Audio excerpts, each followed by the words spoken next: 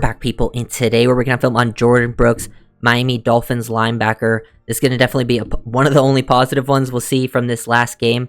But, I feel like, after Thursday, I've regained to now, so hopefully we can, enjoy these breakdowns a little bit more, everyone, me included, and the people watching. So, Brooks, I thought, played amazing, played lights out. And I will say, he was definitely the best player on the defense. And then after watching the games on Sunday, like everyone around the league, it definitely made me more hopeful for the season. And, we still have a lot of question marks to figure out, but as a Dolphins team, but it's been very troublesome, especially for a lot of offenses around the league. And I think the linebacker core has excited me. They've shown some inconsistencies throughout the first two games for sure, and they need to clean that up. But they're at least playing hard and fast. I got to respect that. I think Brooks has shown great instincts. You got to show off his athleticism, and he made plays in all three facets. I think as a blitzer, he looked good. He made plays in coverage, looked solid, and then I also thought he was probably the most consistent of the players on the team versus the run, even though we didn't look good as a whole unit versus the run. But it was tough to kind of judge the entire defense, just considering how the game flow kind of went.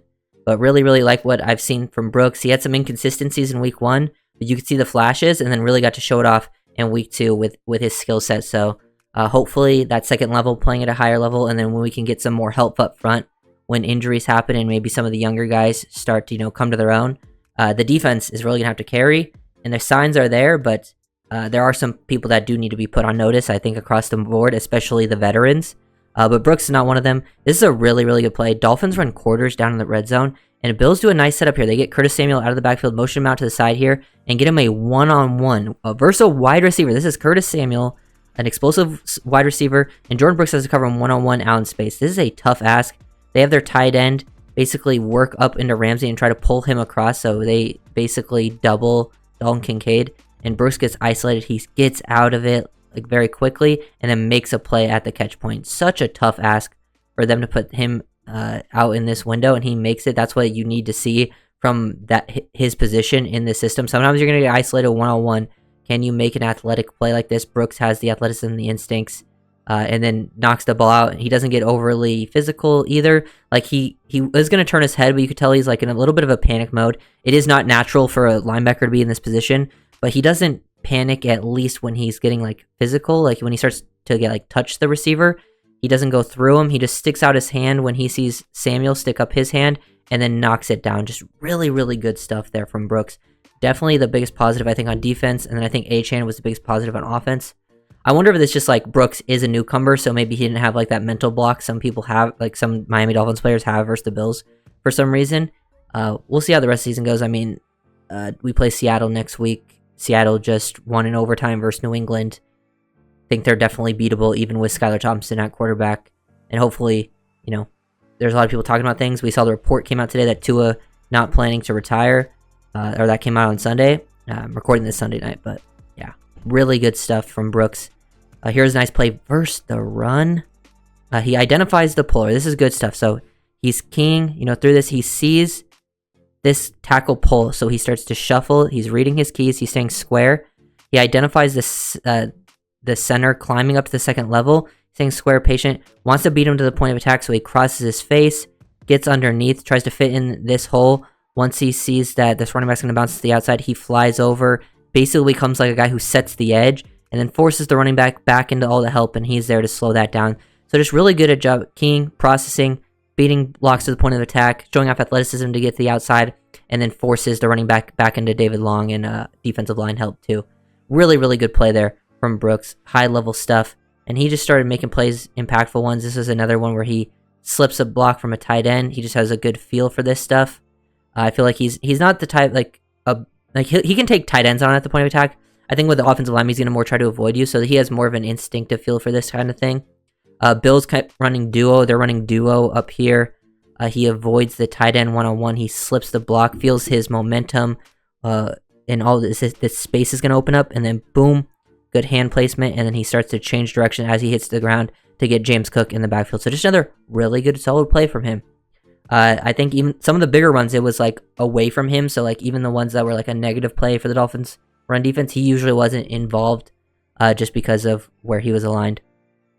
Here's another example of him making actually pretty good play. Ramsey shoots up and just barely misses this tackle. I think Ramsey looks a lot more comfortable near the line of scrimmage. Obviously, you want to see him finish this, But you can tell he's playing with instincts. And then Brooks kind of chases this down.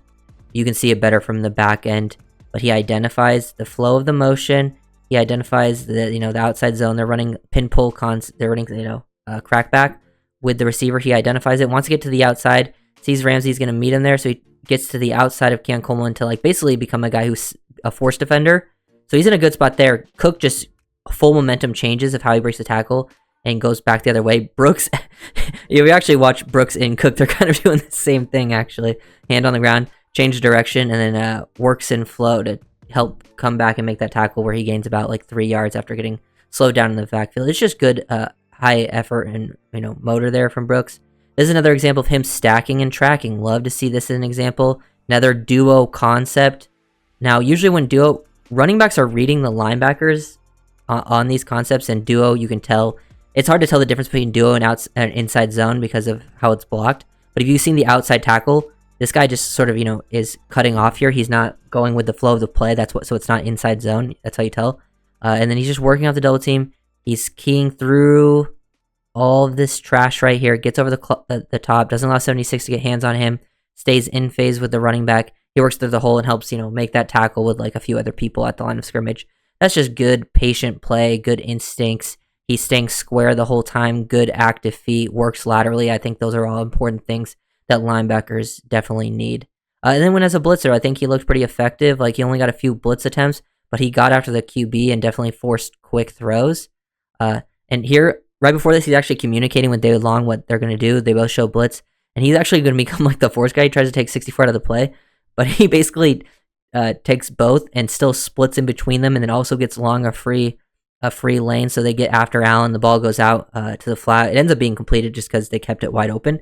But you can see when Brooks get out, I want to see more blitzes, to be honest, because I think the defense around the league has looked pretty good, like for the most part, like above average compared to past seasons. The defenses have looked quite good. I think the Dolphins need to still be better to keep up to par with that, to slow down a lot of offenses, especially because now they're going to be the ones that kind of take that, are going to be like the head of the team when it was potentially the offense before that. Dolphins come out in quarters. Here, this time, he's playing more of a flat defender. Last time he had to carry a guy down the seam. He sees this number 2 cross his face, doesn't work out into the flat, so he kind of just passes that off, but stays close enough to in case he sits that he can take it. He sees the running back right out of the backfield. Boom, get out of that, stay in a good spot. Another target that comes in his direction that gets incompleted. He's playing top down, doesn't want to get beat over the top. He sees that Allen's going to try to escape the pocket here, so he doesn't just want to shoot down. This is why I actually kind of like how he plays this, because he opens up his hips and looks like he might fly down to make a play at this, but he sees Allen looking it down, and he knows Brooks is in a decent spot. He knows he still can make the tackle short of the first down. Sees Allen start to break the pocket, so he doesn't want to just shoot down, and then this guy shoots upfield, and then Allen makes a play out of it. So then I think he does a good job there, staying top down in that situation.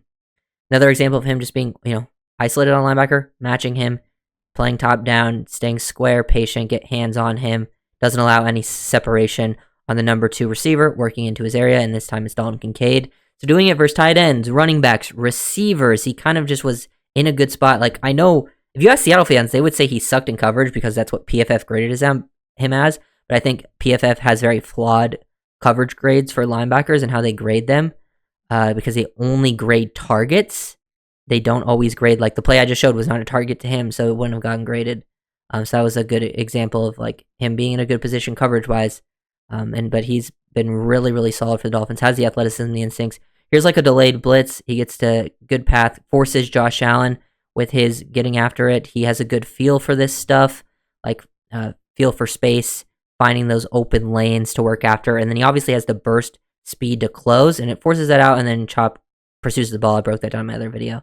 And then here we can see Brooks take on a block at the point of attack. Another example of duo. They ran duo against us all day long.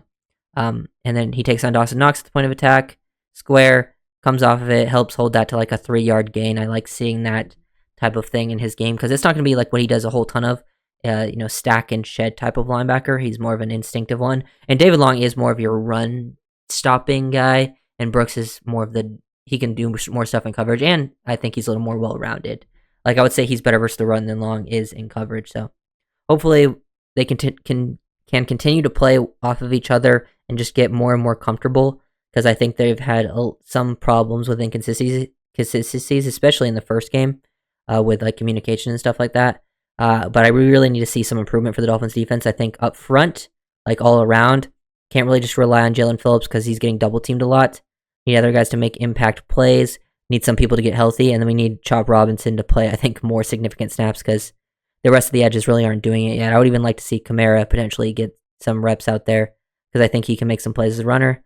And then when it comes to the secondary, I think changes are actually needed, and we'll see what happens once like Cam Smith and them come back from like IR. So if you guys are doing it, like, comment and subscribe, and it's gonna be